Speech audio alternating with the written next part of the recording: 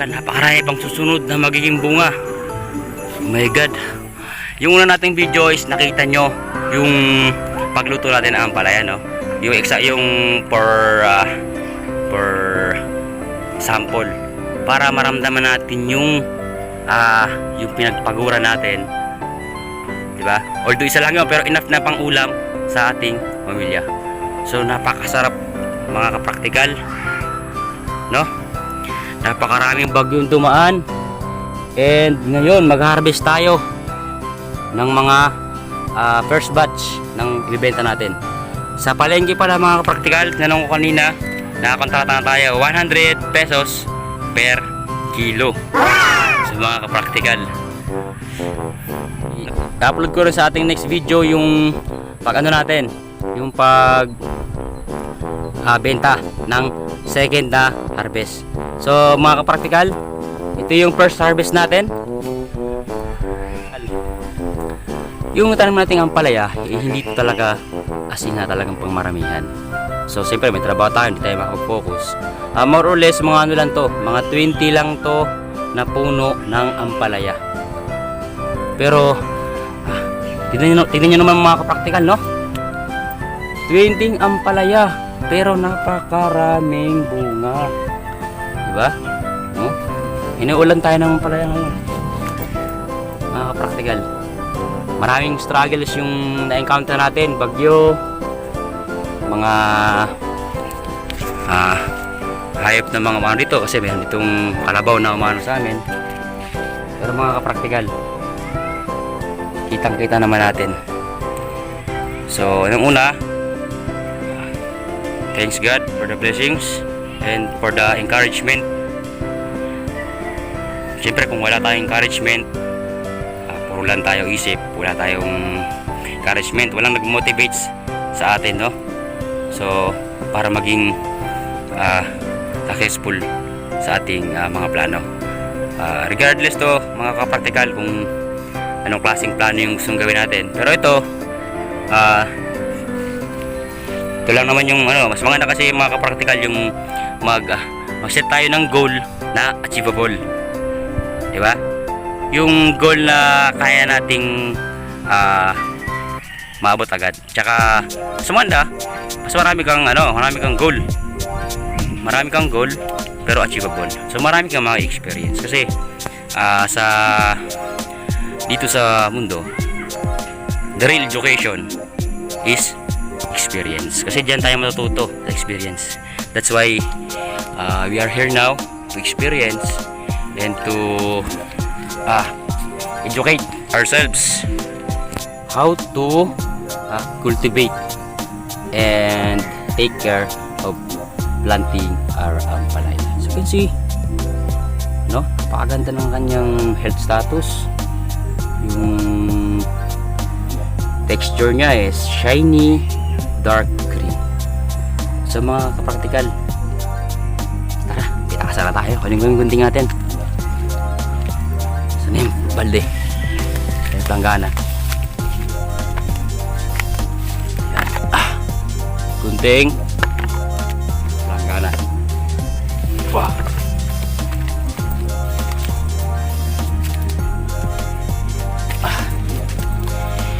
Muna. Thank you Lord. Thank you Lord for the encouragement. Yan. Practical, pwede mong pahawak muna ng camera natin. Yan. Ipit ko sa ilikili ko before natin gupitin. Yan. Practical.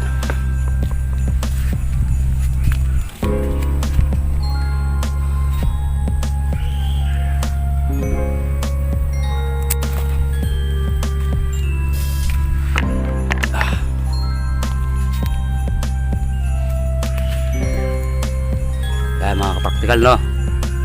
Sakto yung laki. Nasaluhin natin ang kilikili para hindi ma-damage.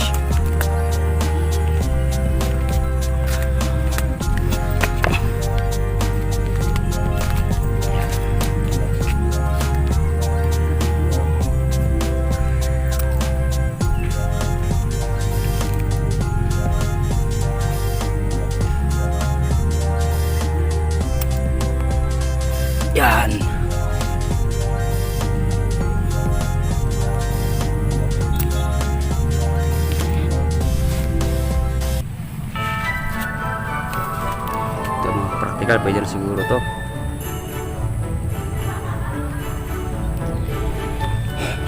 Ito.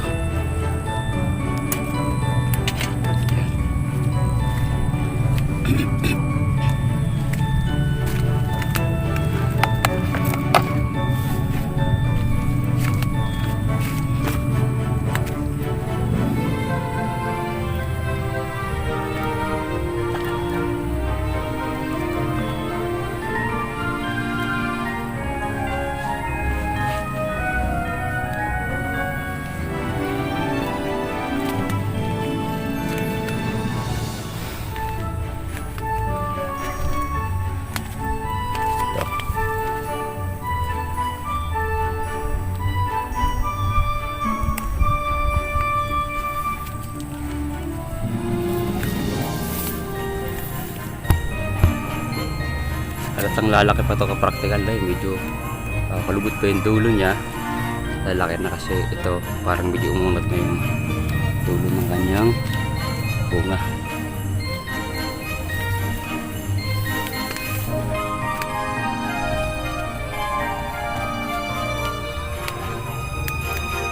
Ayan.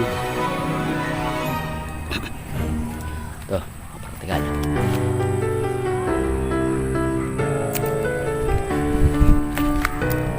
Buuin na natin mga kapraktikal yung kasi yung para by batch yung pagkuha natin, maraming mix na mga ganito kalalaki, no?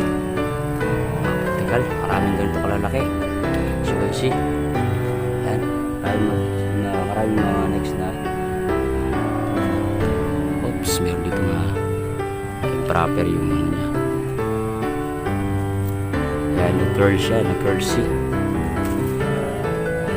Kasi masyadong naka-ayos yung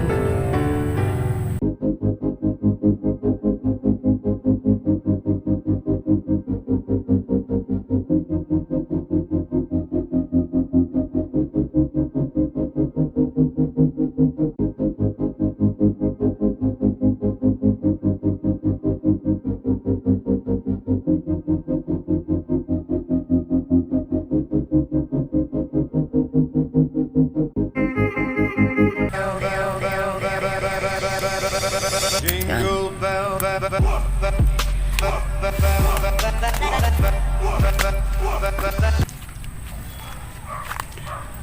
siguro kunin na rin natin yung mga para sabay-sabay lahat.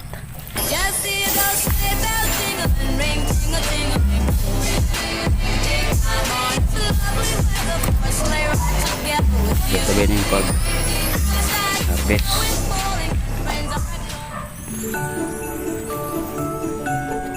Para yung next batch is maganda na yung sabay-sabay na katamtaman, kunin na rin natin para sabay-sabay na itong sunod na maliliit.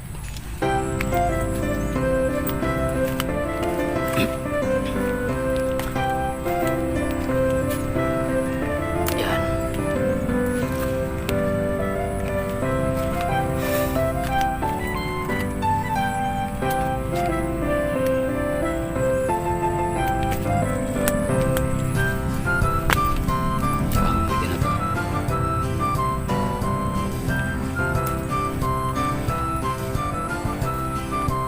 Sabay na yung paglaki.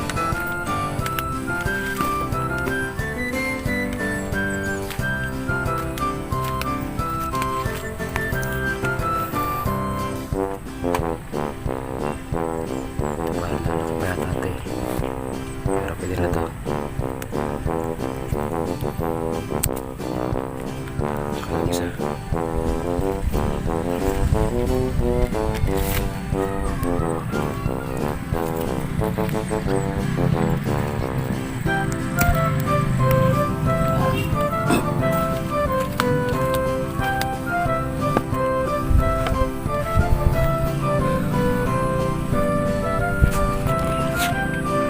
So yung mga kapraktikal, no?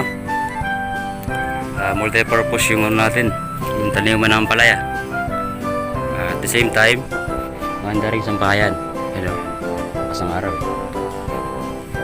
Pala yung airpot ko, yung nagsampay ng yung manilaban niya.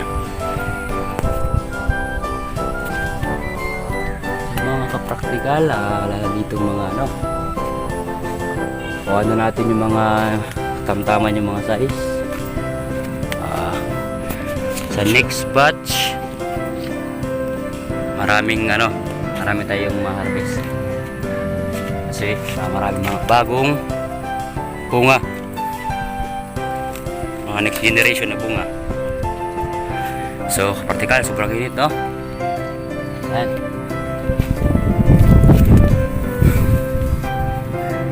So, ganun siya mga practical. Maraming mga kasi laki na ng mga ano natin, no? Ganito, maraming mga ganyang kalalaki ng mga bunga.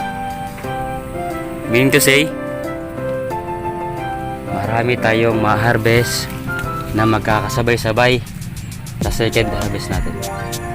Ayan, ayusin natin yung mga bunga ng mga medyo na hindi naka-laylay, no?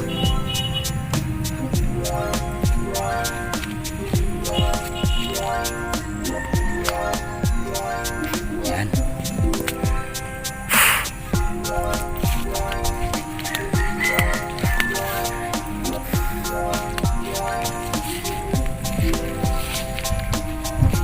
Practical sa planggana yung harvest natin.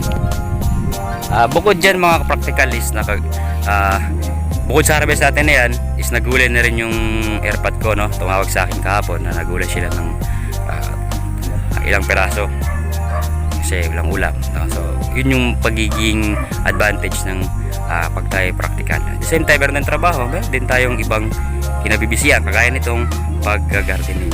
So nakatulong pa tayo, no? Nagulay na yung airpot ko dito, tapos nakagulay din ako. Siyempre bukod to this, pinakaroon din na fresh talaga siya na gulay kasi tayo nagtanim. And also pwede rin maging source of income. So yung mga practical, samahan nyo ako mamaya, bibenta natin yung ampalaya 100 per kilo. Nakakontrata na tayo mga kapraktikal. Yan, bibilangin lang natin kung ilan ng ampalaya yung nakuha natin, na harvest natin na sa dalawa, tatlo, apat, lima, anim, pito, walo, siyam, 10, isa, 12,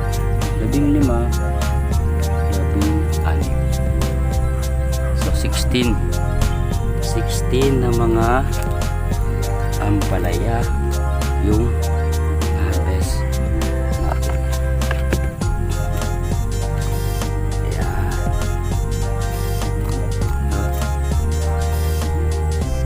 16 na ampalaya. Kaya mga practical, 16 na ampalaya yung harvest natin. So 100 per kilo. I hope na medyo ano siya, no? Medyo sakto-sakto yung maging ano natin, benta natin dito sa ampalaya. Pero yun yung ano, yung pinaka ano natin as a practical, especially ngayong panahon ng pandemic. So mga practical, nakita nyo, meron tayong dito rin ng mga siling. Siling na pa tayo dito sa ilalim. Sa gilid is meron tayong kangkong. Tignan natin sa from seeds to mga kapraktikal.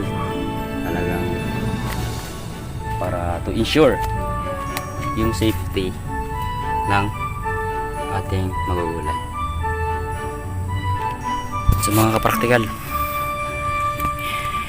if you like this video, don't forget to subscribe, click the notification bell para every time na meron tayong bagong uploads ay updated po tayo. So kapraktikal, samahan nyo ako mamaya at mag-event tayo sa palengke ng ampalaya. So takit sa maya. Ampalaya kayo dyan. Pangontra sa diabetes. Hindi ka practical, babalutin ko ito ng plastic para may benta natin sa palengke. Good morning mga kapraktikal. Dito na tayo ngayon sa kay Sir Jasper Gregorio. Sige, bibili lang ano, ang palay natin. Bawal ka sa debate, friend. Bakit ano? Nakaban dito siya. Ano sir, timbang ko na? Oo. Saan ko ipatimbang? Doon na lang. Ano? Yan na lang, sige, kunin ko ha.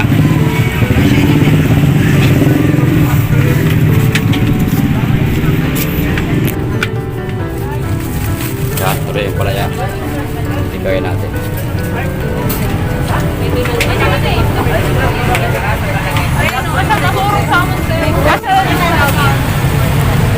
Ay, busy si ano, si Sir Jasper.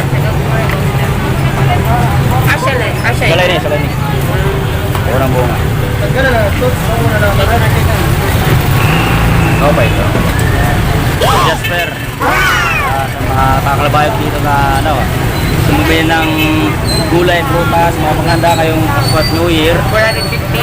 420. 420 na lang. Kano? 100. Sa mga partikala, kung nagustuhan nyo yung video, don't forget to subscribe, click the notification bell para ito na garap ng upload. Na-request mo. 420. Kano yung ano natin? Kano yung kalakal? 200. 4 kilos. December 24 ngayon, Pasko. Sana meron tayong kunting tanggap na ayuda. Ayuda, 500 na lang. 500 na lang, so 500. So, hanggang dito na lang mga kapublikal.